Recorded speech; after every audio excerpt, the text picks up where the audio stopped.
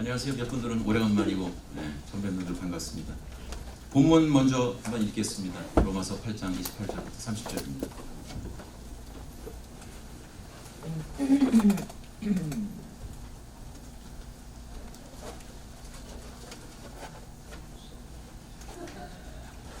어떻게 여기 보이시니까 같이 한번 함께 읽으실까요? 시작. 우리가 알거니와 하나님을 사랑하는 자 곧 그 뜻대로 부르심을 입은 자들에게는 모든 것이 합력하여 선을 이루느니라. 하나님이 미리 아신 자들로 또한 그 아들의 형상을 본받게 하기 위하여 미리 정하셨으니 이는 그로 많은 형제 중에서 맏아들이 되게 하려 하심이니라. 또 미리 정하신 그들을 또한 부르시고 부르신 그들을 또한 의롭다 하시고 의롭다 하신 그들을 또한 영화롭게 하셨느니라. 아멘. 기도하겠습니다. 하나님, 오늘도 저희들을 불러주시고 또 하나님의 일꾼 삼아주신 거 감사를 드립니다.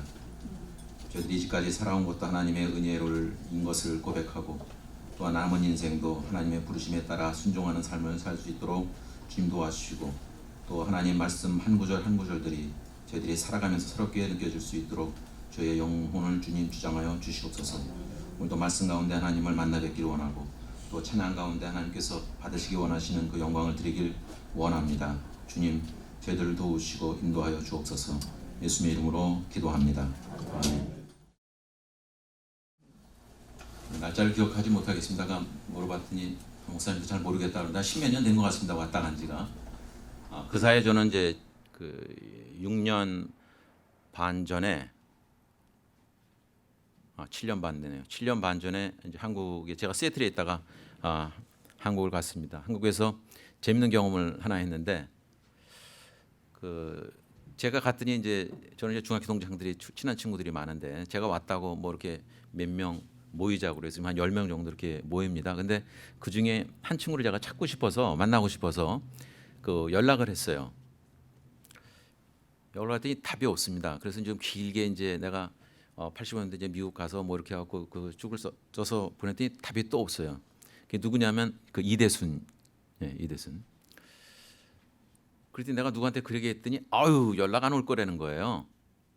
답을 안 할 거래요. 그 왜 그러냐고 그랬더니 한국에서는 낯선 사람이 전화 오면은 하도 무슨 뭐 책을 팔아달라, 보험을 사라, 뭐 이런 게 있어서 부탁하는 게 있어서 옛날 뭐 무슨 동창이라고 그러면은 답을 안 한답니다. 게다가 미국에서 살다 왔다 그러면 한술 더 뜨는 거래요. 그건 아주 최악이라는 거예요.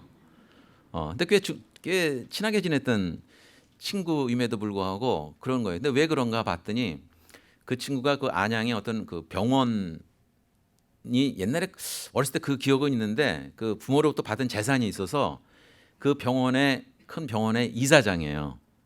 그러니까 부탁하는 사람들이 참 많으니까 아예 연락을 다 그런 연락들은 그냥 끊고 사는 거죠. 참 그걸 들으면서 저 자신도 불쌍했고 그 친구도 참 불쌍하다는 생각이 들었습니다. 제가 한편으로 살아가면서 저도 그래서 여러분들 전화 받으시면 어떤지 모르겠는데 누군지 이렇게 전화 한번 이제 보시죠. 콜러 아이디가 딱 있으니까 보고서 어떤 거는 그냥 무시해 버리기도 하고 어떤 거는 잘 받으시기도 하고 아이고 하여튼 여러 가지 생각이 들어요. 전화번호 이렇게 볼 때마다 만약에 빚쟁이한테서 전화가 왔으면은 꺼버리실 거예요, 그죠? 그런 생각이 들면서 제 그리스도인으로 살아가면서 또 목사로 살아가면서 하나님께서 부르실 때 나는 어떻게 답을 할까? 이런 생각이 들었어요. 여러분들이 콜링이라는 것 오늘 말씀에도 부르심이라는 단어가 참 여러 번 나오는데 부르시는 것이 대략은 두 가지라고 생각이 들어요. 하나님이 일꾼으로 부르시는 것, 콜링이죠, 소명이죠. 그런 걸 소명이라고 그러고 또 하나는 이제 살다 보니 또 한 번 부르실 때가 있는데 너 이제 나한테로 와라 하고는 소천이에요, 그죠? 하나님 나라로 가는 그걸 부른데 두 번째에 오는 그 부르심에 대해서는 우리가 준비가 되어 있을까? 이런 생각을 하며 살게 됩니다. 그렇게 하게 된 동기는 지금 2달 모자라는 그 6년 전에 날짜는 이제 10월 21일이었는데 그때 저한테 이제 큰 사건이 하나 있었습니다. 내가 이거 본 목사님한테 어디까지 얘기했는지는 잘 모르겠습니다만 그 저희 아버지는 1972년에 만 57의 심장마비로 돌아가셨습니다. 그래서 남자분들, 여자분들 좀 덜한 것 같은 남자분들의 경우는 자기 아버지가 언제 돌아가셨냐에 따라서 그 나이쯤 되면은 긴장감이 생기죠. 일찍 돌아가셨기 때문에 상대적으로. 그때는 그 의술이 발달이 안 됐기 때문에 서대문구에는 적십자병원에서 돌아가셨는데 그냥 손도 못 쓰고 그냥 돌아가셨어요. 심장마비로. 근데 저도 이제 만 57 되면 그럴지도 모르겠다 생각을 하고 살았는데 그 6년 전에는 제가 만 57이 좀 덜 됐기 때문에 참 사람이 미련하다는 것이 마음 놓고 있었던 거예요. 근데 제가 낙성대 쪽 봉천동에서 서울대 치대 병원의 병원장실에 제가 뭘 도와주러 가지 말라고 그랬는데 뭘 도와주러 좀 갈 일이 있었어요. 그러니까 사실 안 도와줘도 되는데 또 굳이 또 이렇게 운전을 하고 가는데 거기 가려면 이제 한강대교를 이제 건너가게 됩니다. 근데 한강대교 남쪽 편에서 이제 제가 그 심장마비가 온 거예요. 흔히 말하는 이제 심근경색이 온 거죠. 근데 나중에 알고 봤더니 똑같은 증상이더라고요. 취한 것 같다는 느낌이 제가 들어요. 그래서 그걸 모르고 이게 심장마비구나 하는 걸 모르고 취한 줄 알고 이제 빨래 이렇게 좀 세탁 줄 거 있어 그 바구니를 빼서 토해 보려고도 하고 근데 안 되죠. 그래도 차들이 많고 그러니까는 거기서 이제 제가 만약에 차를 세웠으면은 그냥 죽는 건데 이 줄이를 이렇게 틀면서 그냥 갔어요. 오후 3시에 약속을 해놓고서 갔는데 2시쯤 떠나서 이제 가고 있는데 그러다가 여러분들은 뭐 오래되셨으니까 잘 아시겠죠. 지금 이제 중앙청이 없어졌지만 중앙청이 있어요. 광화문에서 이렇게 하다 보면 중앙청에서 서울대병원 가려면 해화동 쪽으로 해서 우회전을 해야 됩니다. 이걸 인사동 이렇게 접어 들어가는데 중앙청에서 우회전 하고 났더니 평생에 한 번도 생각하지 못한 생각이 드는 거예요. 사고를 내야 되겠다. 이제 사고를 내고 싶은 거예요. 막 이 생각이 왜 들었을까? 지금 생각해도 이해가 안 되는데 근데 한 번 더 드는 생각이 내가 지금 사고를 내면은 저는 아직 미국 시민권을 그냥 유지하고 있는데 이게 뭐가 이렇게 복잡하게 문제가 생길 것 같아요. 사고 내면 복잡해져. 그냥 참자. 그래서 그 인사동 그쪽이 길이 어마하게 막힙니다. 그 현대사옥 그 가는 길이 안국동. 그래도 그 참고 이 차가 삐뚤삐뚤하면서도 갔어요. 그때 한 20분 전에 도착했습니다. 한 2시 40분 전에 서울대 치과병원 지하로 이렇게 주차를 했는데 시간이 조금 있으니까 다시 한번 좀 해보자 하고서는 화장실도 가보고 안 돼요. 그래서 뒤편에 차 뒤편에 이제 누워서 해봤는데 안 돼요. 그래서 5분 전에 이제 3시 약속이 가야 되겠다. 그래서 이제 엘리베이터를 타고서 올라오는데 저도 이제 그때 처음 알았죠. 이제 엘리베이터가 저 혼자 탔습니다. 엘리베이터가 막 돌기 시작하는 거예요. 그래서 그때 이제 영화에서 본 게 기억이 나요. 이게 쓰러지는 거구나 내가. 근데 그때 보니까 영화에서 보니까 쓰러질 때 잘 쓰러져야지 잘못 쓰러지니까 이 머리 받아갖고 이게 머리를 다치더라고요. 그 생각이 나서 이렇게 쓰러지면 안 되겠다. 그래서 무릎을 확 꿇으면서 이제 엎드렸죠. 이게 3층이니까 금세 올라왔어요. 근데 엘리베이터 문은 열렸는데 이게 못 내리겠어요. 근데 또 이게 안 내리면 다른 사람한테 또 피해를 주니까 일단은 내려고 보자. 그래갖고 엉금엉금 기어서 나중에 가봤더니 한 불과 3m밖에 안 되는데 그 당시는 제가 한 10m 간 걸로 생각을 했어요. 그냥 3m 가니까 또 이제 이 복도가 또 막 이제 딱 돌더라고요. 그래서 다시 이제 한번 경험이 있으니까 다시 또 무릎을 꿇고 이제 쓰러졌는데 그 다음 사람이 이제 엘리베이터 타고 내려오면서 와서 이렇게 근데 알고 보니까 레위인이에요. 그냥 지나가 버리더라고. 내가 이렇게 보고 있는 누가 보이는데 그냥 이렇게 보고 그냥 가더라고요. 제가 뭐 미친 사람이라도 생각했겠죠. 아니면 간질병 환자로 생각했거나. 근데 이제 하얀 옷 입은 치과 의사가 이렇게 지나가면서 왜 그러냐요. 그래서 그때까지도 모르는 거예요. 그냥 나 여기 취한 것 같다고. 그 사람이 내려다 보더니 취한 것 같지 않은데요.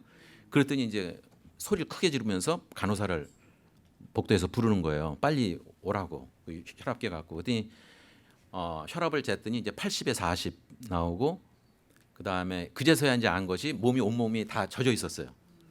그리고 이제 식어가고 그랬더니 빨리 들 것 갖고 오라 그러더니 이제 그 주차장 넘어가면 응급실이거든요.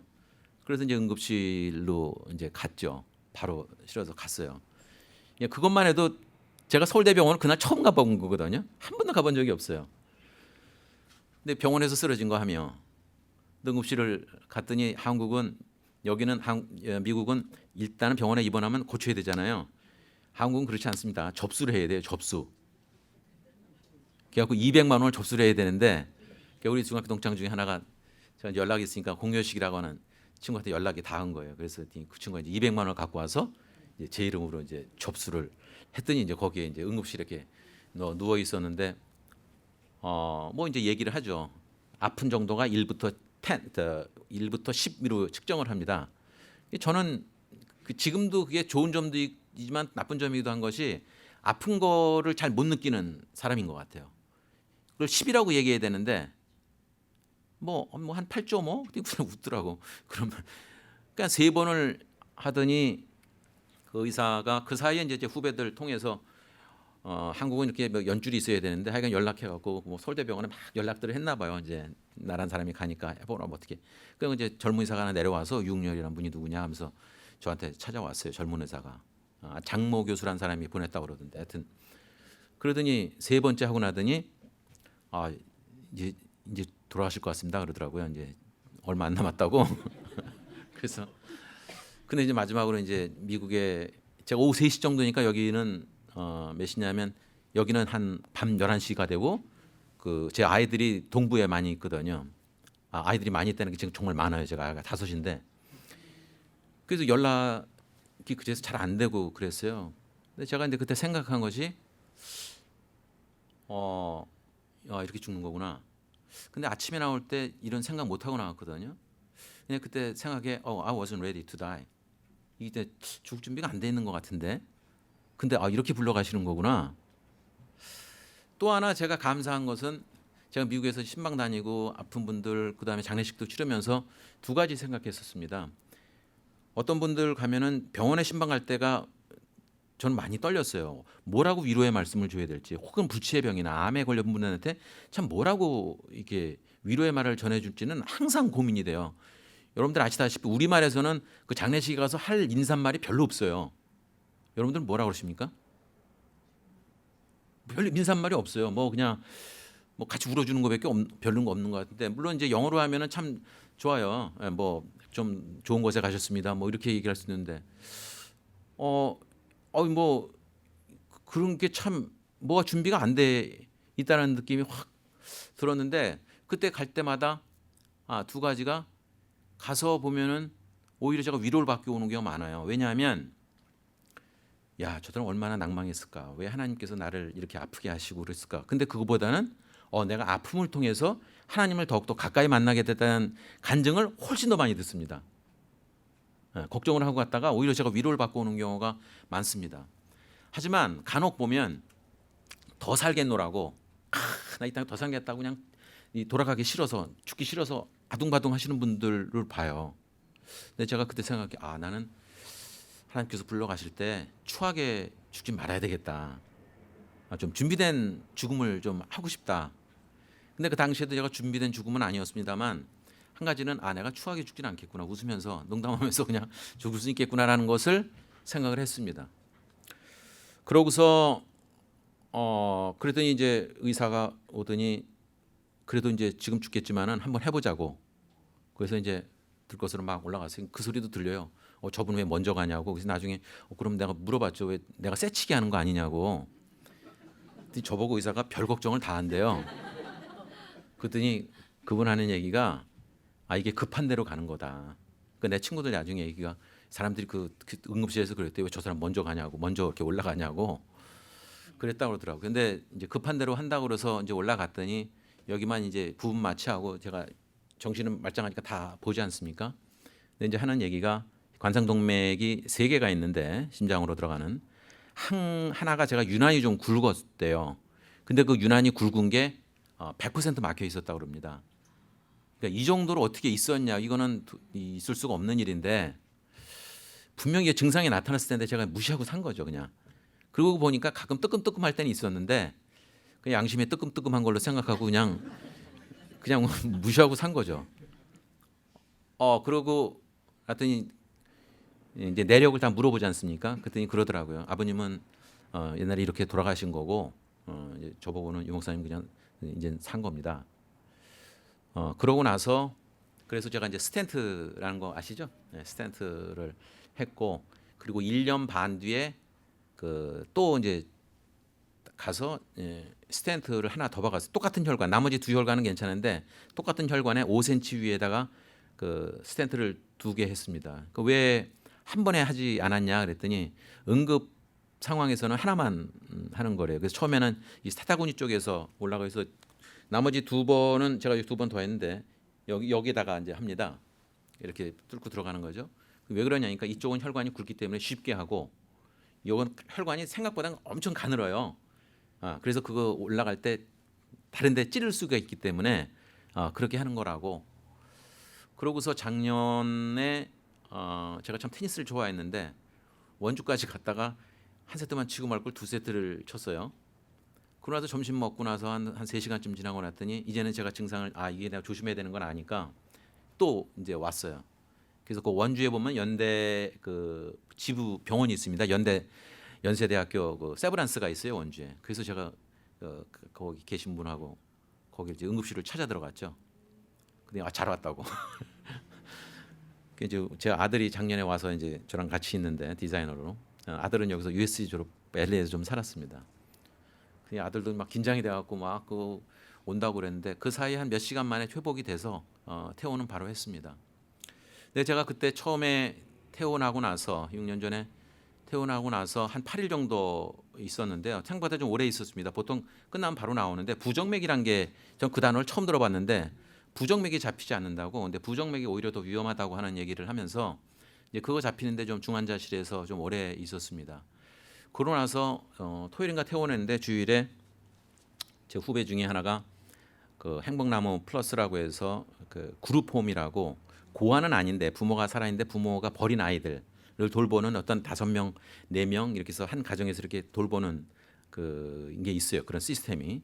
근데 그 아이들을 이제 가르치는 게 있어요. 이 아이들에게 장학금을 주고. 근데 이 아이들이 참 안 된 것이 꿈이 뭐냐고 물어보면 PC방 주인이에요.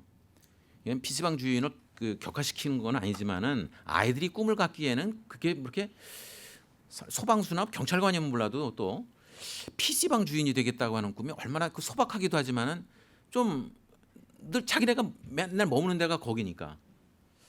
그 이제 이 아이들을 대학을 보내겠다고 해서 이제 후배가 그 하는 데 있어서 저보고 이제 고문 좀 해달라고 그러고 또 아이들 지도해달라고 그래서 한 적이 있었습니다. 그래서 그 예배가 있었어요. 그래서 또 설교를 맡아달라고 해서 다음 날 퇴원하자마자 그래서 이제 거기를 갔는데 거기에 이제 현악 사중주가 찬양을 하는데요. 그때처럼 이렇게 울어본 적이 없어요. 그냥 그 눈물이 펑펑 쏟아지기 시작하는데 설교를 해야 되는 설교가 그 다음 이제 보통 찬양하고 난 다음에 설교해야 되는데 울다가 이게 잘 안 되는 거예요. 왜냐하면 그 생각이 드는 거예요. 야, 이 땅에서 부르는 찬양과 하늘나라에서 부르는 찬양이 참 어떨까. 근데 그들이 이렇게 연주하는 것이 그렇게 느껴지는 거예요. 내가 며칠 전에는 이 죽음 이후에 어떤 그 찬양을 보면 이런 광경 아닐까? 막 이런 느낌도 들고. 그래서 그 다음에 제가 이제 그 찬양을 부르는 거에 대해서 제가 늘 그래 해왔지만은 좀 다른 시각을 갖게 됐고요. 여러분들이 아시다시피 이 땅에서 하는 것과 천국에 가서 하는 것이 차이점이 좀 있지 않습니까? 어떤 분은 천국에 가면 헌금이 없기 때문에 천국 가고 싶다는 얘기를 하는 사람도 들었어요. 근데 찬양은 이 땅에서도 하는 거고 천국에 가서도 하잖아요. 그죠? 그런 거 보면 야, 이거 찬양하는 건 참 좋은 거다. 보람 있고 여기서도 여러분들 찬양하는 것 중에서 그런 한양하는 데서 그런 기쁨이 있는지 모르겠어요. 그러다 보니 제가 과거에 잘 부르던 곡이 하나 있습니다. 보통 곡이 좀 거창해서 홀리시티요. 거창해서 그냥 어디 뭐 콘서트나 이런 데 하는 거였는데 제가 이제 여러분들하고 같이 제가 드릴 찬송이 홀리시티라고 하는 거예요. 거룩한 성. 근데 그때는 참 멋있다 이렇게 생각을 했는데 그 찬송을 보면 한 사람이 꿈을 꿨는데 이 3가지 장면이 나옵니다. 한 어린아이들이 막 이렇게 천군천사와 함께 찬양하는 거예요. 근데 2번째 꿈을 이렇게 찾겠다가 다시 깜빡해갖고 다시 꿈을 꿨는데 그런 장면이 나왔는데 그때는 막 이 십자가와 막 그 어둠에 이런 분위기가 잡히는 그런 꿈을 꾸고 얼마나 무섭겠어요? 근데 다시 또 잠깐 다시 꿈을 꿨더니 이제는 예루살렘 성의 어떤 영광스러운 그 모습이 이렇게 나타나는 거예요.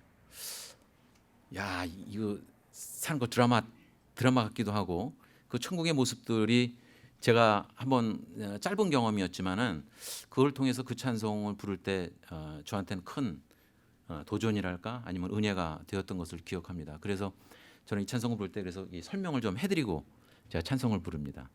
The Holy City, 거룩한 성, 예루살렘 성 제가 불러드리겠습니다.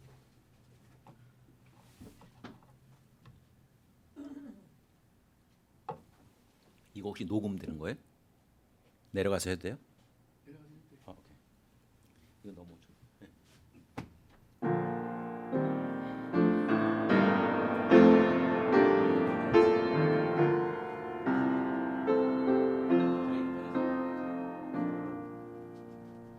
나 어젯밤에 잘 때 한 꿈을 꾸었네. 그 옛날 예루살렘 성의 곁에서 보니 고나한 아이들이 그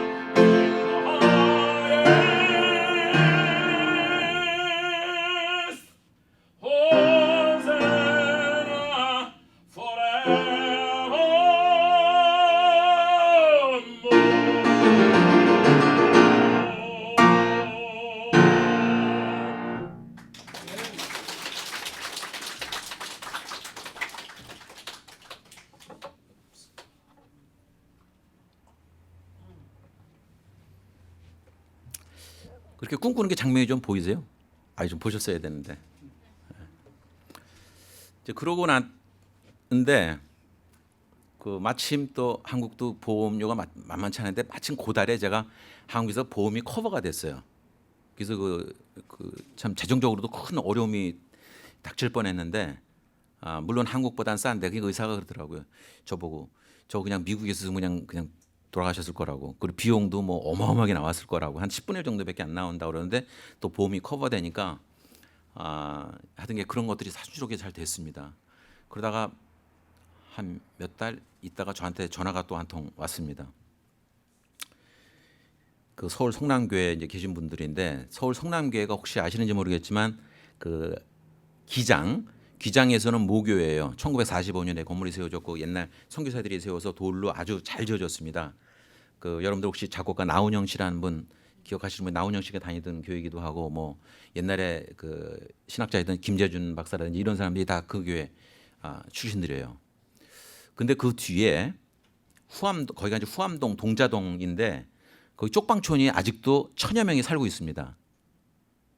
그리고 그 옆은 여자분들은 잘 모르시겠지만 그 양동이라는 데 저는 사실 가보진 않았습니다만 그게 있었대요.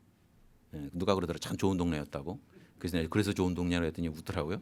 근데 거긴 지금 뭐 다 새 건물들로 뭐 STX니 뭐 새 건물들이 많이 들어섰습니다만 여하튼 후암동에 동자동에 1000여 명의 쪽방촌이 있는데 예배를 평일에 이렇게 예배를 드리는데 그 쪽방촌 들어오는데 예배가 잘 안 된다는 거예요. 젊은 사람들 와서 뭐 찬양도 하고 그랬는데 좀 이따 떠나고 그래서 안 된대. 그래서 연락이 왔어요. 그래서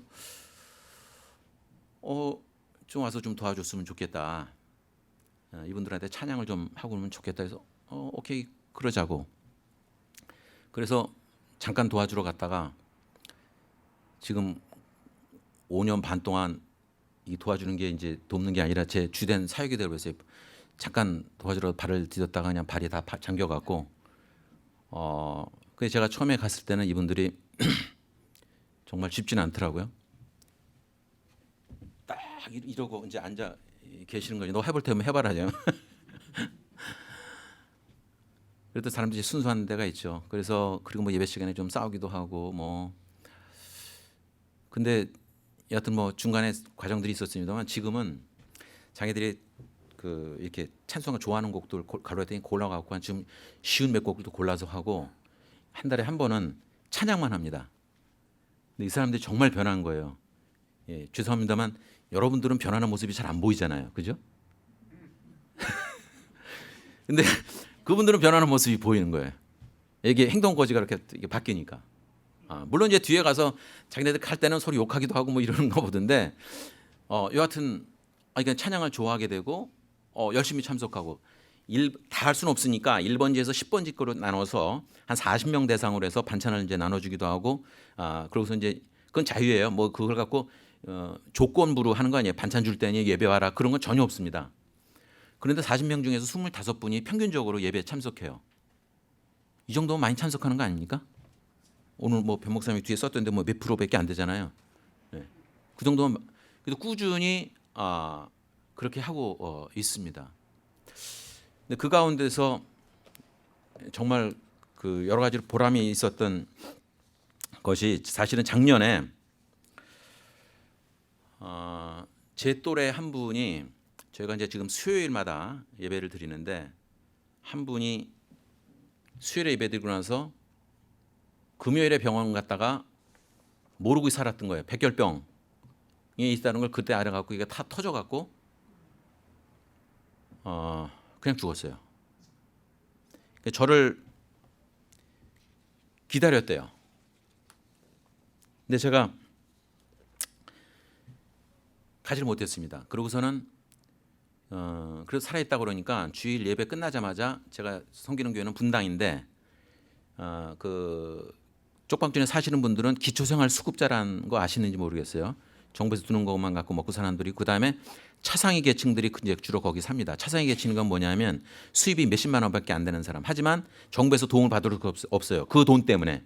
여기도 미국도 그렇지 않습니까? SIS가 받으려면 어느 정도 수입이 조금만 애매해지면은 혜택을 못 받는 것과 마찬가지로 거기도 그런 사각지대가 있어요. 그래서 요즘은 부양 의무제라는 것도 이제 한국에서 자꾸 폐지하려고 그래요. 부양 의무제라는 건 뭐냐면 한국은 아직도 유교적인 관념이 있기 때문에 어려운 사람은 자녀들이 돌봐야 된다라고 하는 의식이 있는 거예요. 근데 요즘은 자녀들이 부모를 돌보지 않습니다. 전화하면 아들이 셋이 있는데 전화를 하니까 난 모른다고 당신들이 알아서 하라. 그러니까 그 아버지는 도움을 받을 수가 없는 거예요. 왜냐하면 아들이 있기 때문에. 하지만 아들이 돌봐주지 않기 때문에 그 아버지는 아무런 혜택도 못 받는 거예요. 부양 의무제라는 것 때문에. 그래서 그런 것을 이제 없애려고 하는데 그러니까 그분들이 거기 한평 남짓한 데서 살고 있거든요. 그러니까 여름에는요. 지금 요즘 엄청 덥거든요, 한국이. 방 안 온도가 36도에 평균. 섭씨로. 그럼 화씨로 하면 한 90, 한 7, 8도 되나요? 그 정도 될 겁니다. 근데 그 가운데서 사람들이 다듬어졌지도 않다가 그래서 저는 이제 그분들이 그 서울 성남교회에 이 설교 몇 시에 끝나야 돼요? 그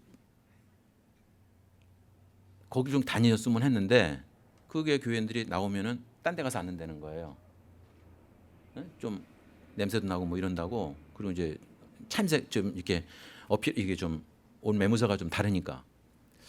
근데 저러면 안 되는데. 근데 지금은 지금 거기 새벽기도도 가고 그 쪽방촌에 하시는 분들이 많이 지금 나가요. 그래서 이러면 안 되겠다 해서 그 교회인들이 쪽방촌 있는 것조차도 사역 있는 것조차도 모르고 저에 대해서는 뭐 더더군다나 모르고 그래서 1년에 5주 있는 달이 넉 달이 있습니다.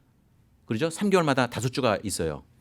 그래서 5주는 제가 저희 교회 양해를 구하고 그분들을 한 7, 8명 모아서 그 찬양팀을 꾸렸어요. 그래서 그분들만 하면은 참 힘드니까. 근데 그분들이 좋아하는 건 주로 이게 딴따라풍, 도로또풍 있죠. 멀고 험한 이 세상길 뭐 이렇게 하는 걸 좋아하시거든요.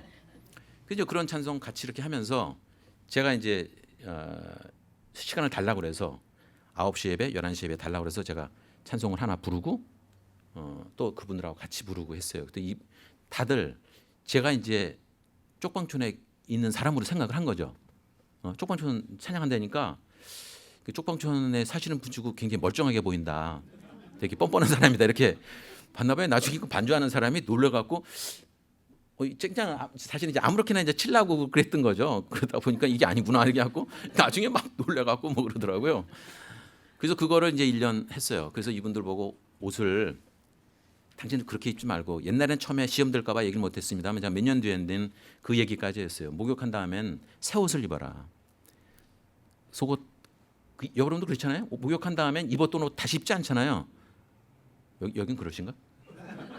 저는 내복 갈아입어 이게 좀 그래서 그거 바꿔 입으라고 그러고 옷도 그러면 예배 때 할 거니까 가식적으로 보일지는 몰라도 그건 서로 간에 옷이란 건 남을 위해서 입는 것도 되니까 좀 갖춰 입어라 그랬더니 막 싫다고 뭐 그런 거 안 해봤다는 거죠.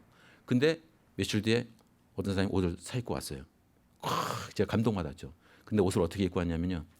까만 옷을 샀는데 위는 이렇게 입고 아래는 스트라이프 이 줄 간 거 있죠. 그 뭘 샀냐니까 그 스트라이프를 샀대. 그 스트라이프를 똑같이 맞춰 입으라고. 그 다음 날 또 구두 샀다고 또. 그런 게 여러분들한테는 별거 아니지만 저는 그 사소한 것이 너무 감동이 되는 거예요. 근데 그 중에 한 분은 옷 입는 게 싫다고 막 이 와이셔츠 인 거 싫다는 거에서 와이셔츠 갖고 오면 어떻게 했냐면 막 이렇게 갖고 오는 거예요 그냥.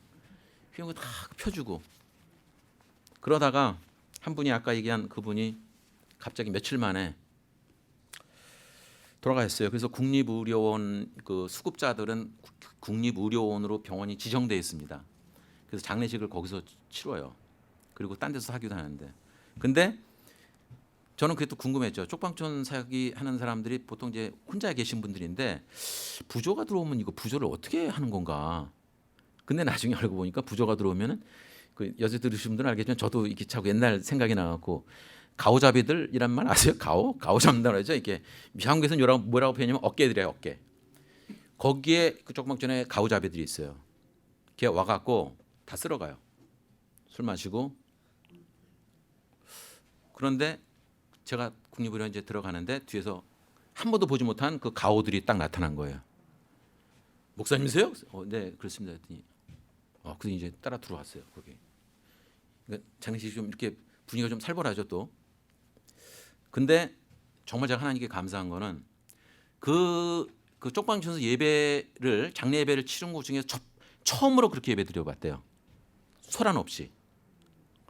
근데 분위기가 그렇게 됐습니다. 저는 그게 하나님 은혜라고 생각하는데 그래서 거기 있는 뭐 교인들도 그러고 장례식 이렇게 치르면 좋겠다라고 하는 얘기인데 그때 제가 글을 하나 그 사람한테 편지를 쓴 게 있습니다. 그 사람의 이름이 하태봉이었는데 제가 잠깐 읽어드리는데 생각보다 좀 길다고 해서 어떡할까 했는데 생각보다 짧네요. 그리스도 안에서 형제된 하태봉 집사에게 이 땅에 있을 때 이런 글을 써주지 못한 나를 용서하기 바랍니다. 사실 나는 그동안 같은 또래이기에 목사와 교우의 관계를 떠나 속으로는 당신을 친구처럼 대했습니다. 그럼에도 불구하고 당신은 늘 나를 존중해주며 때로는 투덜대면서도 나의 말을 따라주었던 당신을 사랑하고 감사했습니다. 몇 년 전 충창으로 교회에서 특송하자고 하면 양복 입자고 했을 때 나는 양복 입는 거 싫어요 하더니 와이셔츠 칼라를 삐뚤빼뚤하게 해놓고 셔츠 아랫부분은 바지에 제대로 끼워놓지도 않았으나 정장 차림으로 나타난 당신을 보고 내가 감동받았던 것을 당신은 모를 것입니다. 양복이 없다 해서 체격이 비슷하다는 죄로 내가 아끼던 남색 블레이저를 갖다 주었는데 그 옷은 어디에다 팽개쳐두고 이런 옷을 입고 누워 있습니까? 지금 그 시체에 놓고서 제가 읽은 겁니다. 늘 일찍 와서 제대로 할지도 모르면서 방송 장비를 더듬던 당신의 모습이 그립습니다. 그래도 몇 년 하더니 폼은 있는 대로 다 잡고 마치 전문가인 척하던 당신의 모습이 그립습니다.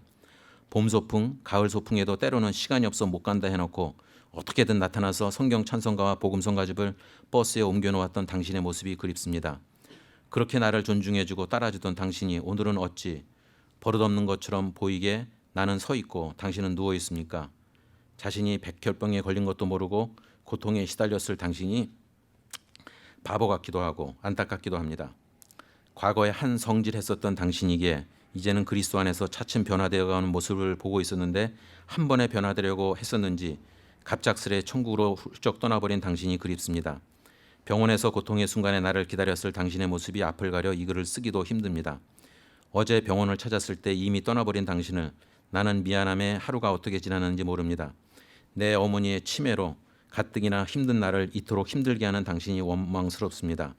그러나 이 땅에서 마지막 순간에서 당신을 찾아오지 못한 나를 용서했듯이 나도 이제 당신을 용서하고 내 마음속에서 털어내고 주님께 맡기려고 합니다. 형제여, 주 날개 밑에서 편안히 쉬기를 바라며 그리스도 안에서 형제된 유흥렬이 드립니다.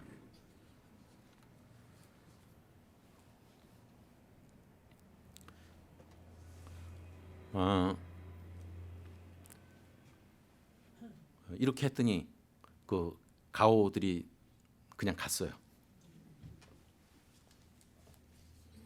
그래서 잘 끝났습니다. 이제 중간에 나오는데 저희 어머니가 95세인데 제가 이제 내일이면 다시 또 시애틀을 올라갑니다. 치매가 점점 심해져서 좀 힘들었어요. 근데 작년에 이게 증상이 나타나갖고 바로 갔다 오자마자 이렇게 된 거였어요. 미국에 갔다 오자마자 이렇게 됐었습니다. 제가 이런 이제 과정들을 겪으면서 거기서 뭐 없어요. 정말 힘들어요. 어떤 사람들은 거기 정부에서 나온 지원금 갖고 하는데 저희는 그냥 그 자원봉사식으로 그냥 하는 거예요. 그래서 신뢰가 좀 더 있죠. 이분들이 어떻게 생각하냐면 그런 도움을 주는 사람들은요, 뭐 사회적 기업 뭐 이런 거 하는 사람들은 당신들 나 때문에 먹고 살아, 나를 돕는다는 조건들에서 무슨 얘기인지 아시죠? 그렇게 하거든요. 그래서 그런 게 아니기 때문에 어떤 신뢰가 더 있을지 모르고, 그러니까 그분들한테는 제가 목사 뭐 이런 관계보다는 그냥 친구가 되어주고 같이 있어주는 거, 얘기 들어주고 그런 거를 보람을 느낍니다. 그 가운데서 제가 또 좋아하는 찬송이 하나 있는데요. 이거는 제가 오랜 동안에 그 가사를 정말 붙였어요. 6개월 정도. 그러니까 이런 힘든 과정이 영어로 얘기하면 참 간단한데 No cross, no crown. 좀 더 길게 하면 Without his cross, there is no crown. 이라고 하는 찬송입니다. 이 찬송 가사에 보면 이게 대조적으로 가사가 이루어져 있습니다. 한번 들어보세요. 전주가 좀 긴데 이 전주를 좀 끝까지 하기를 원하는 것이 예수님께서 십자가 달리시러 가면서 갖는 걸음걸이 같은 그런 느낌을 저한테 주고 있어서 이렇게 뭐 초견이시지만 그냥 다 전주 다 하시자고 제가 부탁을 드렸습니다.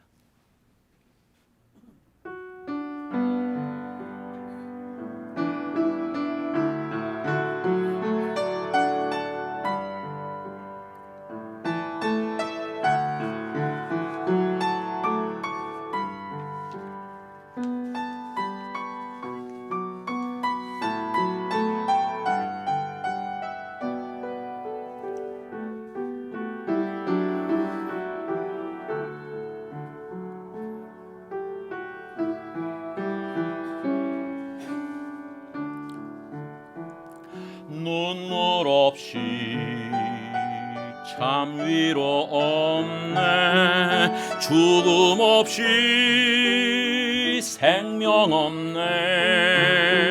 보혈 없이 용서함 없네. 십자가 없는 영광 없네.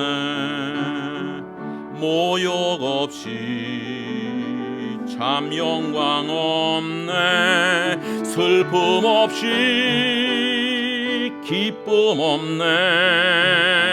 채찍 없이 치료함 없네. 십자가 없는 영광 없네.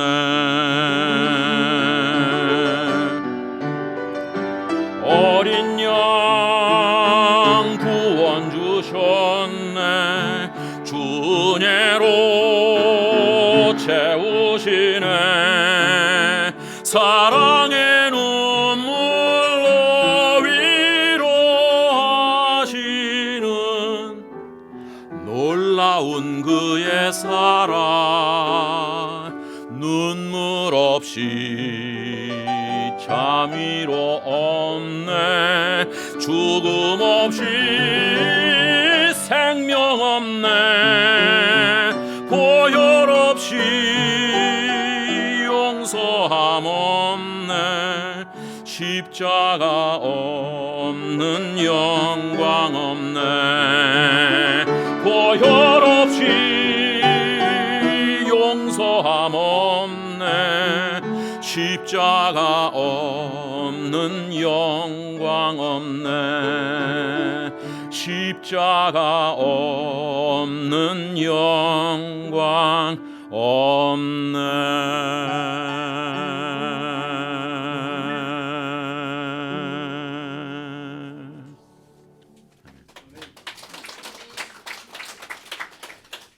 오늘 본문 보면은 사람들이 잘못 이해하는 것 중에 하나가 여기 합력하여 선을 이룬다는 말이 뭐를 힘을 합쳐서가 아니라 영어로 보면 in all things, 그러니까 여러 가지 일들을 통해서 고난이나 핍박이나 아니면 그 사도 바울이 겪었던 일 막 그런 일들을 통해서 결국은 하나님께서 일하시는 거는 선이라는 거, for good. 하나님 그 선하심을 이룬다는 것이 인생에서 편한 일만 있는 것도 아니고요. 그리스도인이라고 해서 뭐 어려움이 없는 것도 아니고요. 똑같이 경험하지만 우리는 그 끝이 on His purpose, 하나님의 그 목적에 의해서 우리가 부르심을 받았고 그 길을 가는 거기 때문에 저는 그 두 번째 하나님께서 부르시는 것, 소천이 있더라도 그 두려움이나 이제까지 하나님께서 은혜 베푸신 것에 대한 감사하면서 감사 찬송을 부르면서 마지막 인생을 살기를 바랍니다. 제가 찬송 하나만 더 불러드릴게요. 여러분들이 원치 않아도 그냥 부르겠습니다.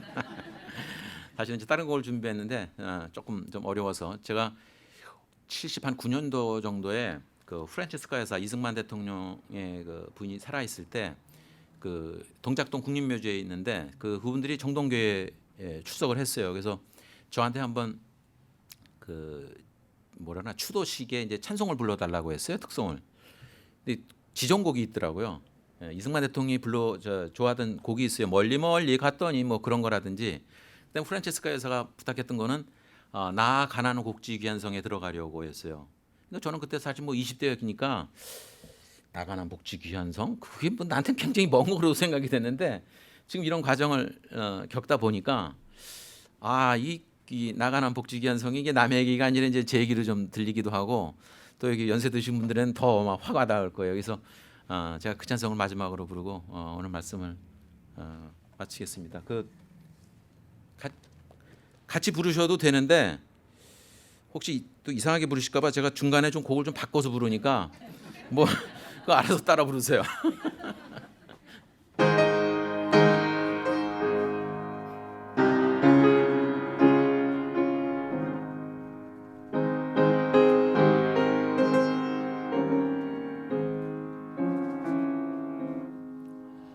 나 가난 복지 귀한 성에 들어가려고 내 무거운 짐 벗어버렸네. 체중에 다시 방황할 일 전혀 없으니 저 생명 시냇가에 살겠네. 길이 살겠네. 나 길이 살겠네. 저 생명 시냇가에 살겠네. 길이 살겠네. 나 길이 살겠네. 저 생명 시냇가에 살겠네. 그 불과 구름 기둥으로 인도하시니 나 가는 길이 형통하겠네.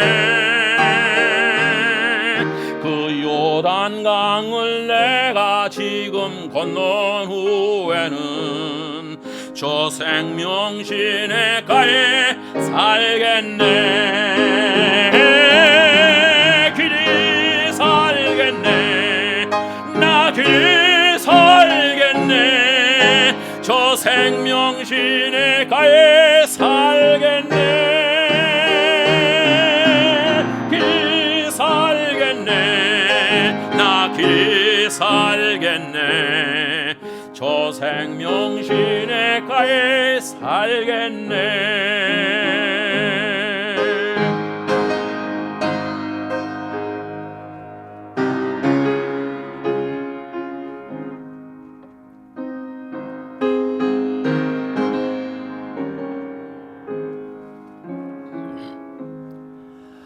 내 줄인 영혼 만나로서 먹여주시니 그 양식 내게 생명 되겠네. 이후로 생명 양식 주와 함께 먹으며 저 생명 시냇가에 살겠네.